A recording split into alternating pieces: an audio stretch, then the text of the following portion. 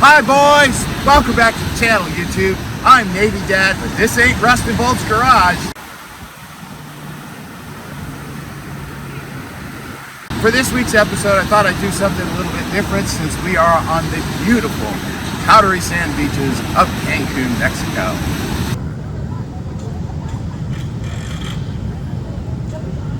Okay, so this week's episode is more of just a follow-up and status on what's going on. No real major how-tos, but we've got the 69 GTO Positrack 390 rear end, fully painted, cleaned up, installed, all new hardware, everything ready to go. And we also do a quickie, and I mean a quickie, on repairing the hole in the trunk. So let's get started, shall we? So I just pulled the rear end out, which is got a blown pinion seal and leaking like a sieve. But this, look at that. That is the upper control arm bolt. It's been in there for 54 model years. And I can't believe it looks like that. That is just, this car is just weird. So, y'all want to see some more janky shit the previous owner did to this car? Let's show you.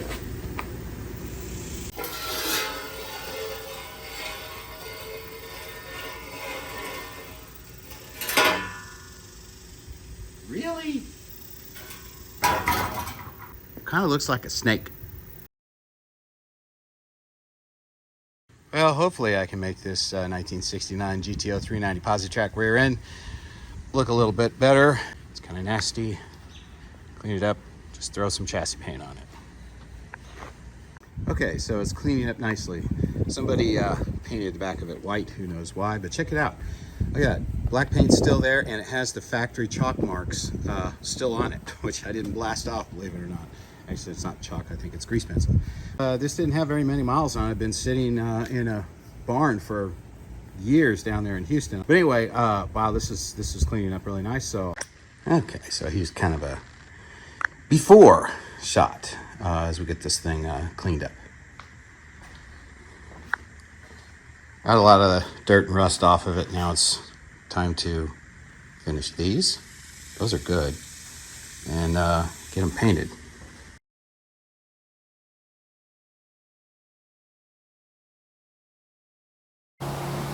Okay, as you can see, got all the parts laid out, everything painted up, which is a good thing that I did that the other day because it's 45 freaking degrees out here. And get her all installed in the Chevelle. Now here's something kind of interesting I didn't mention before, but if y'all watch car TV or car YouTube, you've seen this rear end before. Click the link in the description below and go to the time that I indicated next to the description, and you'll see where this rear end came from. Kind of cool, right? So anyway, this is a 1969 GTO rear end, and oh crap, can we make that out? Yeah, there it is. It's a 390. There are the part numbers. Actually, you know what's funny? I could not make out those codes right there before I painted it. I couldn't see them, so that's kind of cool. And we got all the date codes on it. Probably doesn't really matter, but it is a 390 Posi out of a 69 GTO, so that's gonna be kind of fun. Okay, so now that is sealed up. Now you're probably going, what's with the red? Well, why would you just paint it all black and let it blend in with that mess? Well, there's actually a reason for this that will make itself apparent as we continue the build. And it's one of the things that, you know, I got a deal on something and it was red, and then there was another thing that happened, and then there's another thing that happened, and then all of a sudden, you know, it might have something to do with this too.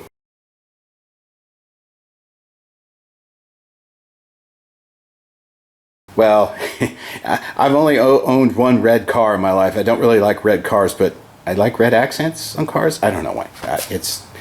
It's a weird thing. So anyway, you will see more on this as the build progresses. Oh yeah, and also I have the 7/8 inch factory rear sway bar. I have the factory big block frame straps, and also the F41 lower control arms that have been boxed. So I'm not sure if that's OE or not, but don't care. Oh, well, wait, we got one last thing we got to fix before I start putting the suspension on. Yeah, the hole. Okay, so remember that? Yeah, it's this. Were you expecting to find a body in here? There ain't no junk in this trunk, because there's a big ass hole in it. Have a little bit of fun with with social media, right? So anyway, I didn't do really a how-to on this because it's pretty simple. Here's a quickie of doing it.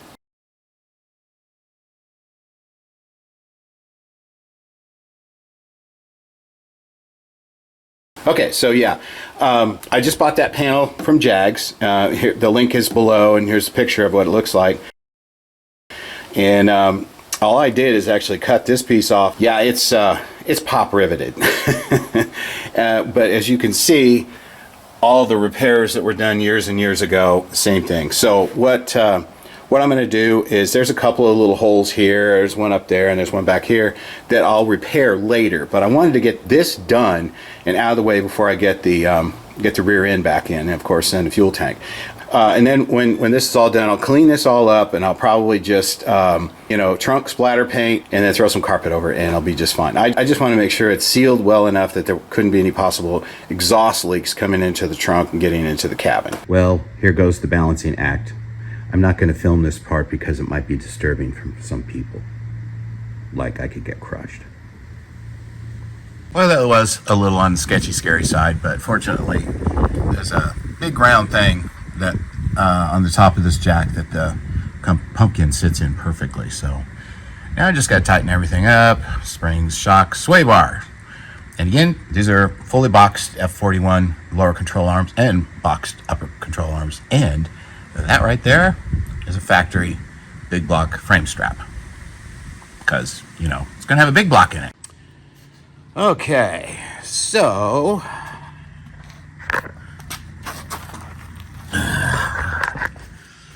It's in. Oh, it took a little bit longer than I thought. Had a couple little issues, but nothing, no big deal. But anyway, it is in. I still need to get the hardware for the sway bar, because I thought all the hardware came in the hardware kit for the rear end, but sway bar bolts didn't come and the shims didn't come. So I have just ordered those. Okay, as I said, it was just a quickie. Just basic status on where we stand today. So keep a watch out for the next video, because I'm going to start on the front suspension. I'm going to finish the front suspension, that is.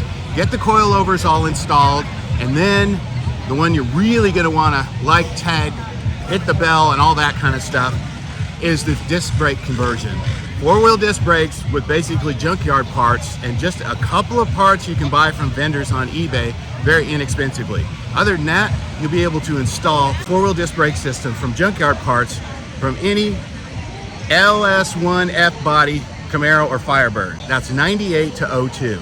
It's a direct bolt-on with just a couple of parts you have to buy from 2 vendors on eBay, and I'll provide all that information. Otherwise, it's very simple. And then also how to do the parking brake, which is kind of a pain in the ass, but it's not that bad.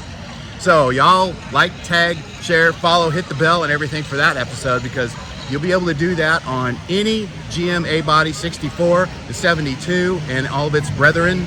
Also, Camaro F-Body 67 to 81, and Novas, of course. So it's pretty much a direct bolt-on for almost all those cars. Boys, take care, be safe. There's no beer here. There's a lot of this. Y'all take care, and we'll see you next time.